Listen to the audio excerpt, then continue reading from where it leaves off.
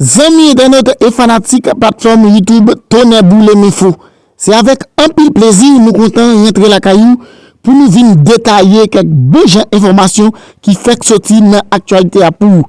Quelle que soit l'information sortie, ou abjeni sous channel ça, channel Gros Estomac là, plateforme qui pape charge là, plateforme moment.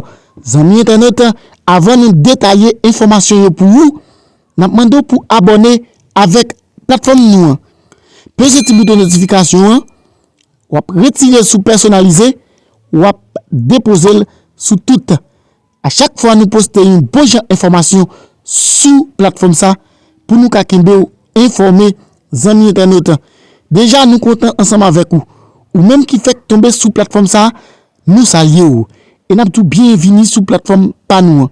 Amis internautes, prêtez chez vous, montez volume, croisez pied mais wote en attendant bonne information cap détaillé sous plateforme pour la amis internautes. Je me tiens aujourd'hui devant cette assemblée en tant que voix de la République d'Haïti, pays dont l'histoire est inextricablement liée aux idéaux de liberté et de justice que nous célébrons tous ici.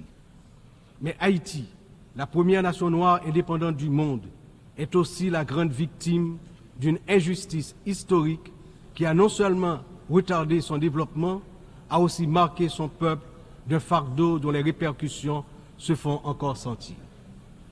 En 1825, à peine 21 ans après avoir gagné sa liberté au prix d'une lutte héroïque, Haïti a été contrainte de payer une dette colossale à la France, pays colonisateur, en échange de la reconnaissance de son indépendance.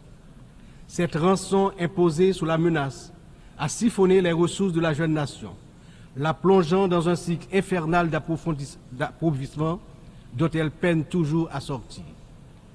Cette dette a été une forme de punition pour sa hardiesse à se libérer des chaînes de l'esclavage et hisser l'être haïtien à la dignité de l'homme. Elle a été une pénalité injuste qui a asphyxié le potentiel économique et social du peuple noir d'Haïti pendant des générations. Dans le contexte d'aujourd'hui, où plus que jamais, l'attention est portée sur les efforts pour restaurer sans délai la sécurité et répondre aux immenses besoins humanitaires en Haïti, il me paraît important d'attirer l'attention de l'Assemblée sur les séquelles du passé colonial et des rançons payées à certaines puissances qui ont largement hypothéqué le développement d'Haïti. Il n'est pas sans intérêt de rappeler qu'Haïti a été le seul pays à avoir payé pour son indépendance, obtenue pourtant dans le feu et dans le sang. À la veille du bicentenaire de cet événement inédit dans l'histoire du monde, n'est-il pas venu le moment de la restitution des montants consentis? À cet égard, mon pays s'est félicité des propositions formulées par un certain nombre de gouvernements et également certaines agences des Nations Unies pour des actions concrètes en vue de la reconnaissance, la réparation et la restitution des torts du passé.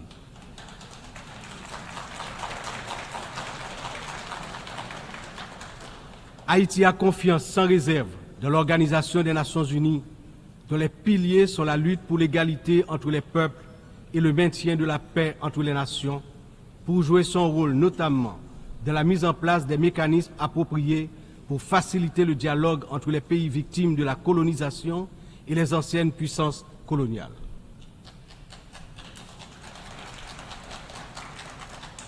Ici, à cette 79e session de l'Assemblée générale, Haïti est par mon entreprise, non pas simplement pour revendiquer une réparation, mais pour poser une question de principe, celle de la justice immanente.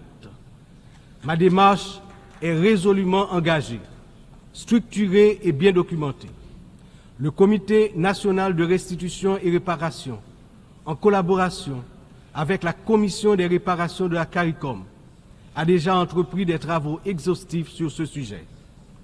Nous demandons la reconnaissance d'une dette morale et historique et la mise en œuvre de réparations justes et appropriées qui permettront à notre peuple de se libérer des chaînes invisibles de ce passé injustes. Excellences, Mesdames et Messieurs, l'histoire nous enseigne que les nations ne se relèvent pas dans l'isolement, mais dans l'union des forces, dans l'engagement résolu à bâtir un avenir commun. L'avenir du pays est menacé. 50% de l'effectif des gangs de la région de la capitale sont constitués d'enfants et d'adolescents, filles et garçons. Ils servent souvent de chair à canon lors des opérations contre les forces de l'ordre. Ils sont l'objet de graves violences de toutes sortes, y compris des violences sexuelles. Ces abus et violences exercés contre des enfants et des adolescents doivent être considérés comme un crime contre l'humanité, compte tenu de leurs conséquences sur les générations à venir. Le rétablissement de la sécurité nationale est une priorité absolue pour les autorités haïtiennes.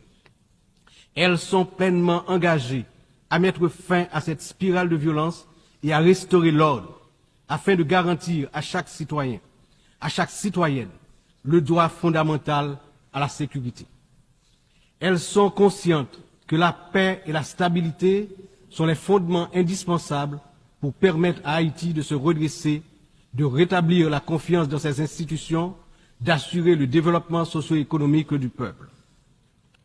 Dans cette optique, la décision du Conseil de sécurité d'autoriser le déploiement de la mission multinationale d'appui à la sécurité à travers la résolution 2699 a été une réponse directe aux appels du peuple haïtien.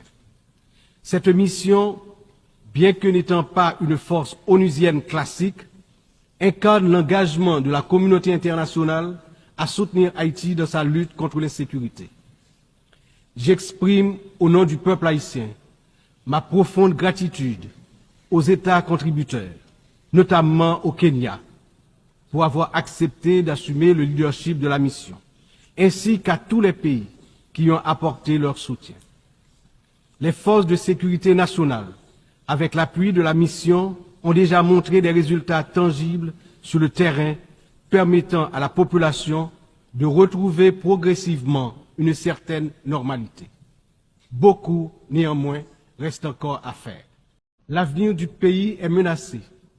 50% de l'effectif des gangs de la région de la capitale sont constitués d'enfants et d'adolescents, filles et garçons. Ils servent souvent de chair à canon lors des opérations contre les forces de l'ordre. Ils sont l'objet de graves violences de toutes sortes, y compris des violences sexuelles. Ces abus et violences exercés contre des enfants et des adolescents doivent être considérés comme un crime contre l'humanité, compte tenu de leurs conséquences sur les générations à venir. Le rétablissement de la sécurité nationale est une priorité absolue pour les autorités haïtiennes. Elles sont pleinement engagées à mettre fin à cette spirale de violence et à restaurer l'ordre, afin de garantir à chaque citoyen, à chaque citoyenne, le droit fondamental à la sécurité. Elles sont conscientes que la paix et la stabilité sont les fondements indispensables pour permettre à Haïti de se redresser, de rétablir la confiance dans ses institutions, d'assurer le développement socio-économique du peuple. Dans cette optique, la décision du Conseil de sécurité d'autoriser le déploiement de la mission multinationale d'appui à la sécurité à travers la résolution 2699 a été une réponse directe aux appels du peuple haïtien. Cette mission, bien que n'étant pas une force